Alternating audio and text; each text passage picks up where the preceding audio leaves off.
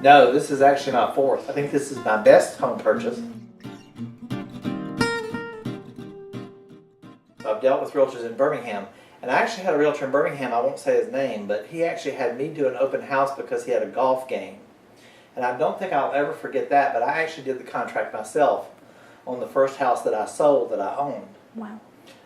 And I sat and did the contract with the purchaser because my realtor was playing golf. In California, the house that we bought, the realtor literally got the paperwork signed, and we didn't see him again until the day we moved in, and he brought us a little gift, which was nice, but every time I would call, he would say, you know, I've got other houses, I've got other people, can't come right now, and I understand that. I mean, I get it, but personal attention is really huge because you're going through a lot of steps. You've got financing, there's paperwork that's got to be shuttled around, and if you're from another state, even though I moved back to Alabama, there's still a whole lot of things you're trying to do. So to have somebody that's going to help you do the legwork is huge. We had seen this house from California before we actually moved here. And we had a rental, and I thought, well, that house couldn't be available. So I went online, and in fact, it was still available, and I put kind of a generic, you know, where you put your name and stuff in. And I figured, well, it was a Sunday, nobody will call me back. Well, probably less than an hour later, maybe even 30 minutes, Dave called. And he said, do you want to see it now? And I was shocked. Really? Now? Sure. So, and it was cold, it was dreary. He came out smiling like he always does. And he showed us a house.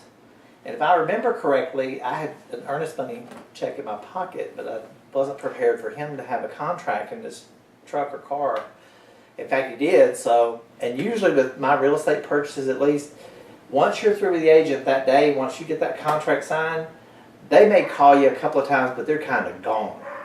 And Dave, every step of the way, I mean, all the way through, if there was something that needed to be run someplace, or because he knew I had to work full time, I was on a new job, he made it really, really easy, where it's usually very, very stressful to buy a house. We had a sister-in-law here that was disabled. We were trying to move from one house to another, and Dave was literally on the property at least half a dozen times to make sure that everything went smooth. I mean, from the purchase to the financing to the actual move-in, he was there the whole way. Normally, I'm used to a realtor telling me when I call for something, well, you know, that's really, you know, the mortgage company you should deal with, or, you know, that's really not my job. He didn't do that.